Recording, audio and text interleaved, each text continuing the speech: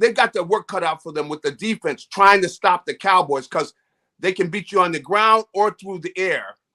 And they got, the quality receivers. So you got your work cut out there. Then on other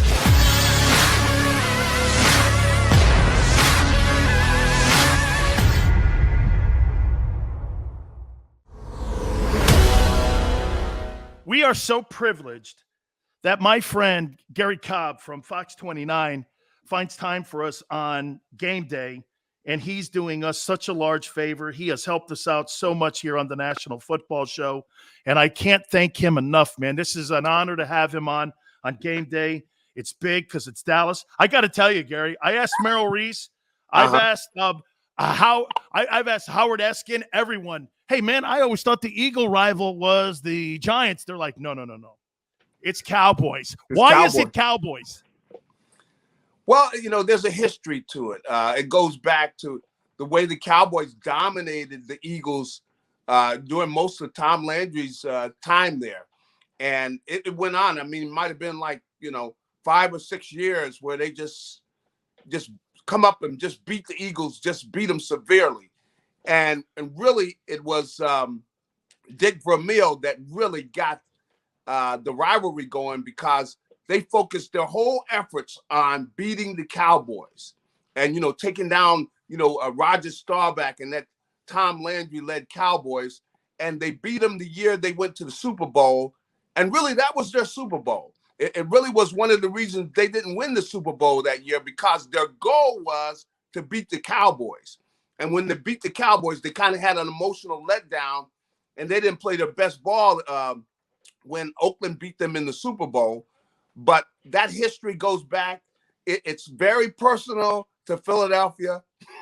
I mean, you have little old ladies that'll start dropping F-bombs. You talk about beating the Cowboys.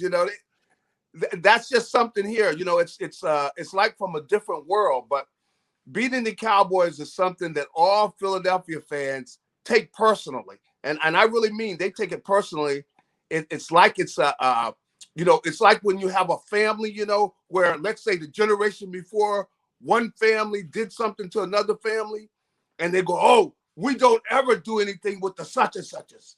And we'll never forget what they did to my grandpa way back. And so, it's kind of like that type of a nastiness to it. And, the Cowboy fans don't feel the same way. See, they don't give the Eagles fans the respect to say, you are our number one rival. No, you are beneath us. And so that type of attitude is the reason Eagle fans are so angry. It's like you got a snooty group who are uppity, and they look down, they're going like, these people don't think we're anything. And see, that's used in like the pregame speech. These people don't think we're anything. They think we're lower than humans. We're going to teach them. And remember, this goes back, like I said, like a family tradition where, it gets real nasty, where people are going to sleep thinking about beating them. But that's the way it is here. People want to beat the Cowboys. And they say this, if you lose every other game, as long as you beat the Cowboys, it was a good year. Gary, it's like a college atmosphere a little bit. It's like a college atmosphere. Right? It's like a little bit like college. All right. Yeah. Let's go into this game tonight. Here we go. 40% of the Eagle offensive line is out. Yep. Dallas is banged up as well. You and I said last week against the 49ers, man, they needed to establish the running attack. They were not able to establish it. The second half, the 49ers took control of that football game. Yep. Is that the key tonight, in your opinion? Is being able to run the ball? I think it's a big part of it. The Eagles will have the challenge because I will say, hey, you got to give Quinn a great a pat on the back for what he's done to that Cowboy defense. That's not the same Cowboy defense they had last year because they gave up big plays. They made mistakes. Guys didn't know where they were supposed to be. They play hard. This Cowboy defense, they play hard. In just 2 games, they were leading the league in turnovers. 6 turnovers they forced. So they're going after the ball.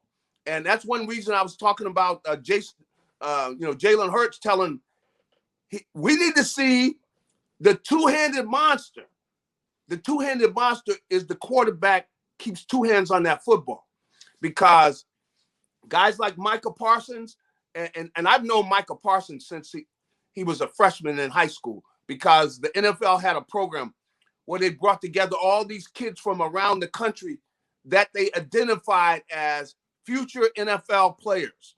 And the kid was he was a freshman in high school.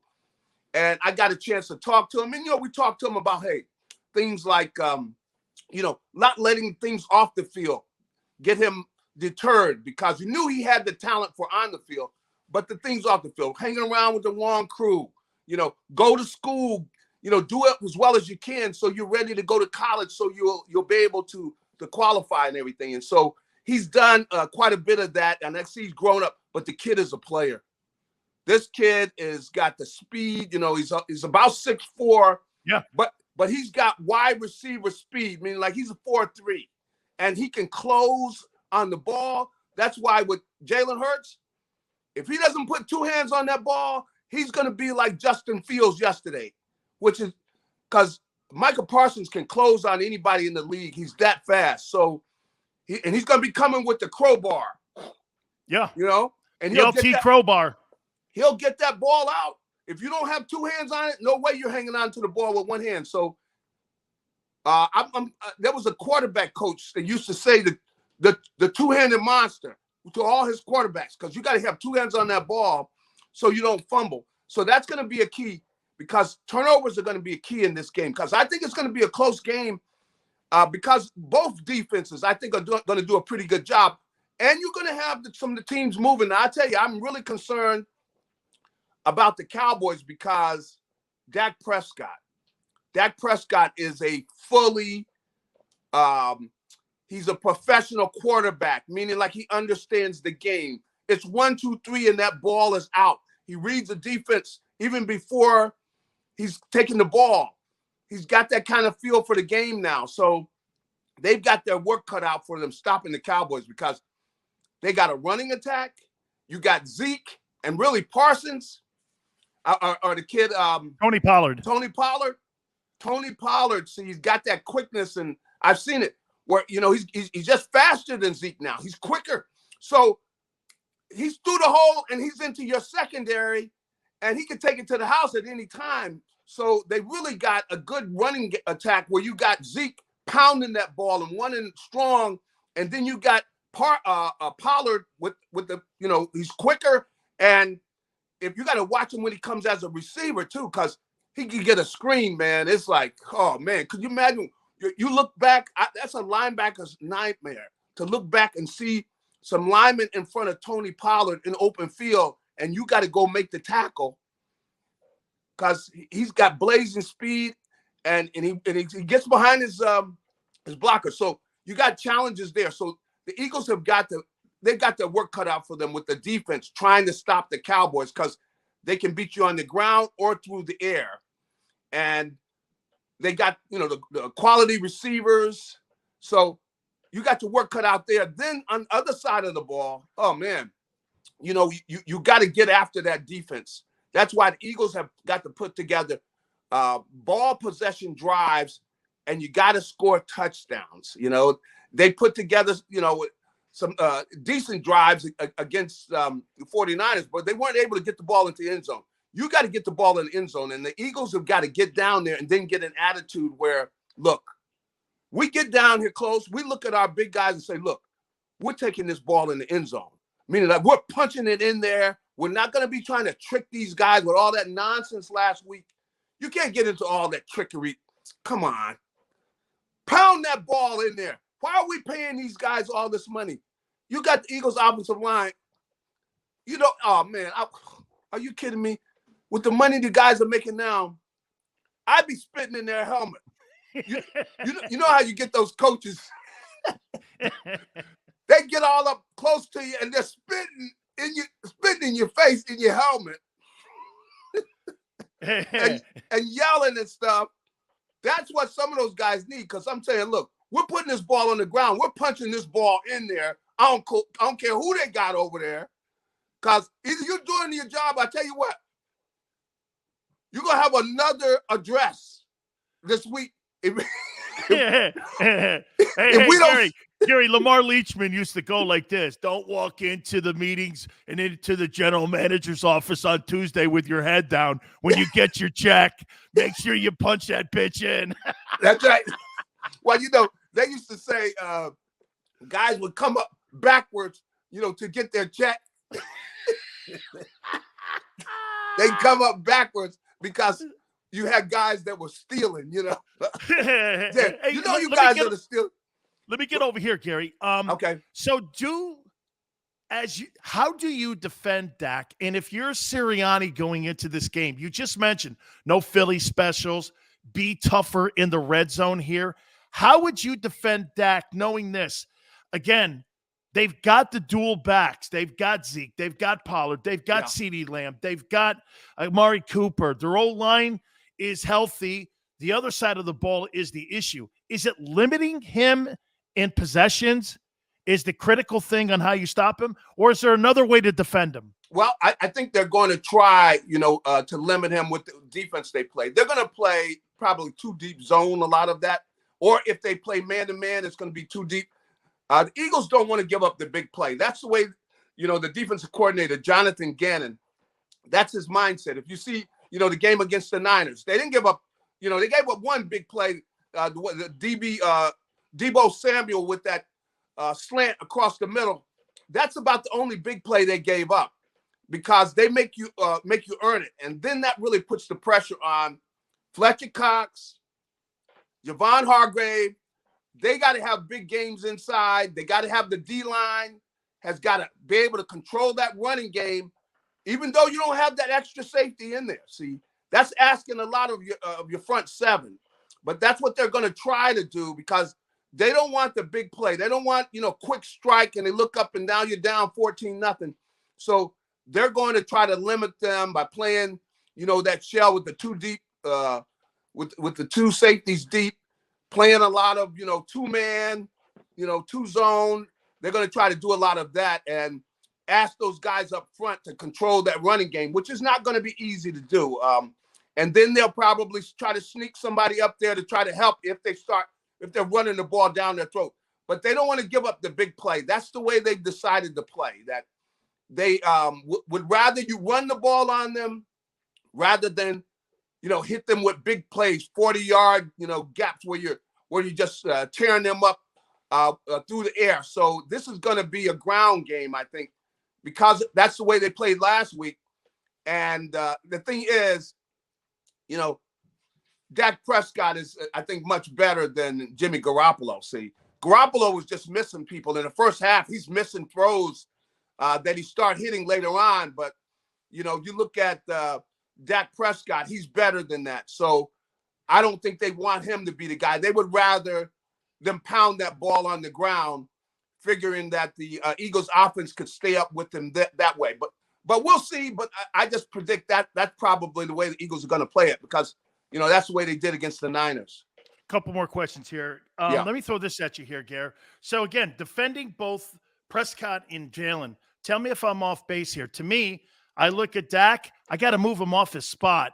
Yeah. As you know, these guys who are these true drop back guys like to get to a spot, tap their feet, read the intel, process the intel.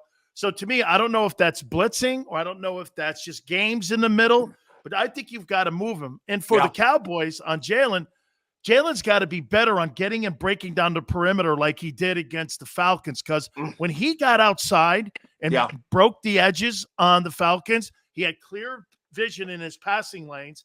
He was better in making plays. I think he's really good on the run, actually. Yeah. And you could see that's a comfort zone for him.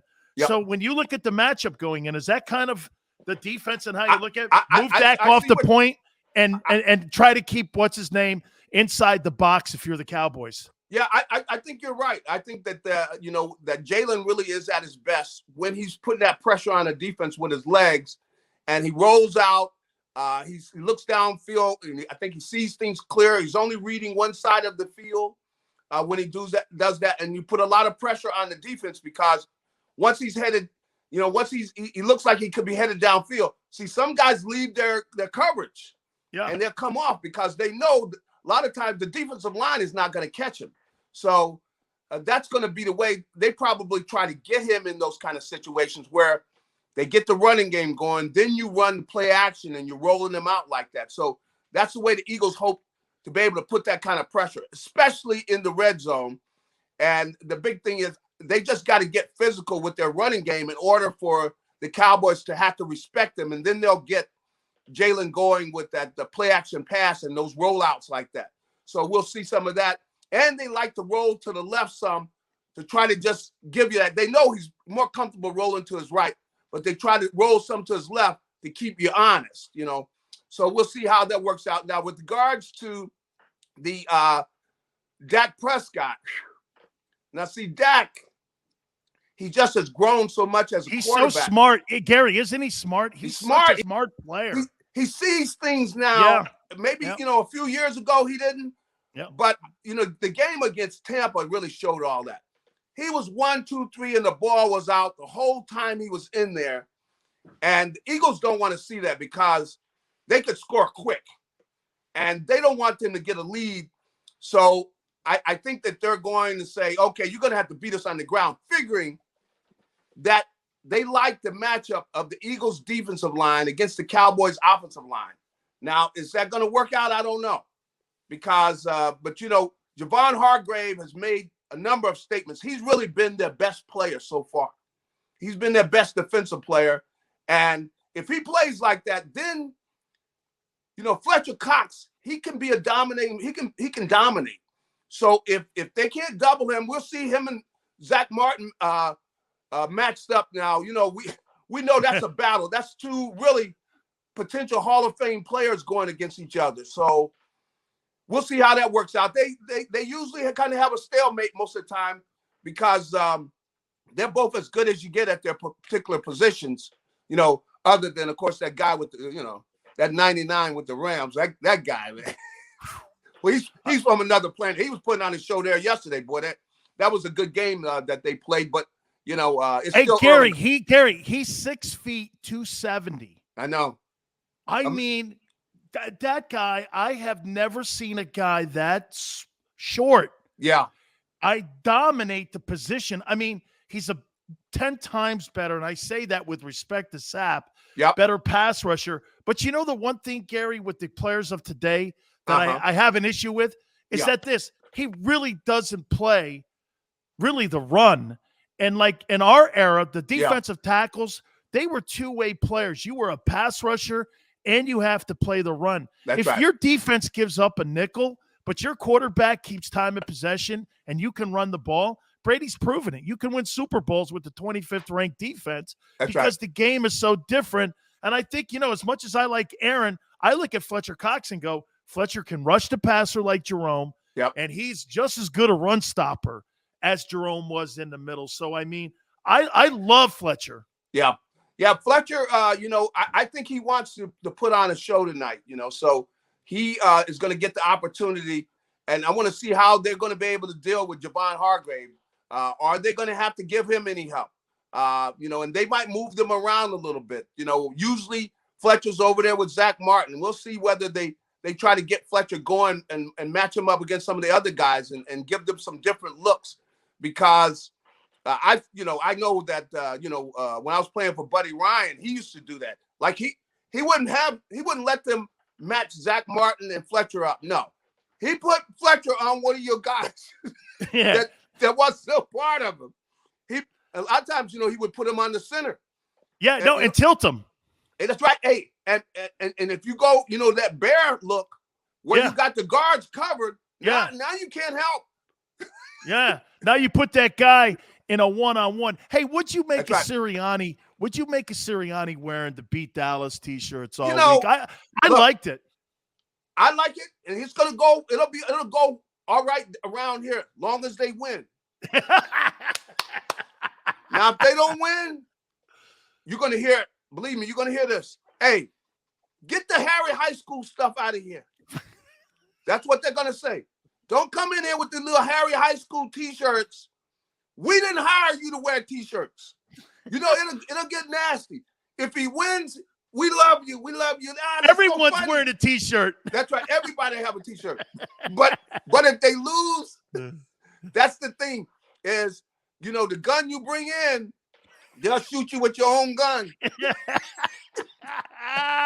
Garry, finally. Yeah. I'd be remiss if I didn't ask this question. I have to throw this at you. What do you want to see shake out at USC? What type of person has to take that job? Does it have to be a pro guy? Does it have to be a college guy? What type of person? Because when you played there, I was telling Tony Baselli this the other day. Mm-hmm. The stars of the team used to be the defense, and the offensive line, and running backs, and they've completely gotten away from that. How do they get back to being USC again? I was just looking at something that Ricky Ellison had put up on Facebook. A whole thing about, the coaches we used to have. This guy Marv Goo we had was our he was our defensive line coach. Man, he was little guy. Oh man, he was ornery, and he made sure anybody out there, he saw you doing anything where you weren't showing courage and play, he's gonna call you out anytime, and he could look you in your face, and like I said, they demanded you were a competitor. It's got to be somebody that's a good recruiter. See, they do not like the fact that you got these talented quarterbacks going all over the country. The kid that's at Alabama grew up not far from USC. Oh, that's getting the alumni out there very angry. So whoever it is got to be a very good recruiter, So he's got to have those qualities, and he's got to be somebody that they believe can win a national championship. So he's either already have to have won a national championship. He's got to have the type of prestige as a football guy to where he can get the type of coaches. But they want national championships. They want USC competing for a national championship along with Alabama and Clemson. Boy, that was ugly. On Saturday, Clemson. NC State. Damn. But they want those guys. Mike Quick went there, so he I guess he's celebrating because they couldn't smell beating Clemson. But anyway, they want a guy that can recruit and somebody that's got national championship type of pedigree. So I hear people talking about Penn State's guy. Yeah. Because he is a recruiter, but he doesn't have any rings though. And James Franklin. They want rings. Yeah, James Franklin. They're talking James Franklin, and I'm like this. Yeah. I'm like, you can't lose all those kids at around Los Angeles, and they're going. JT Daniels is going to Georgia. You got people transferring. But finally here, Garrett. They're angry about I used to tell people this: people transfer away from USC. That was like getting the golden ticket. That's right. That's right. And but see, it's got to be built back up, and whoever it is, they're gonna make a nice check. Oh yes, because they don't really care about the money, but they want somebody that's they got to go out there. You got to win. So the big thing is recruiting. You got to be able to go in those tough neighborhoods. Hey, like Jimmy Johnson. Hey, you got to be able to go in there, whatever, eat, whatever, some pinto beans or whatever they got cooking. You know what I mean? You got to eat them and go, hey, mama, no, these are great. This is great. Hey, we need your boy. Those grits. Holy cow, I haven't had grits like that. Them pork give bellies. Me some more of them grits. Hey, Garry, have a great broadcast tonight. Thank you so much for doing this, my friend. It's an honor to have you on. Thank you, brother. Hey, have a great one. You got it. That's my friend Garry Cobb. We'll take a brief time out. Get back to your takes. You keep it right here on the National.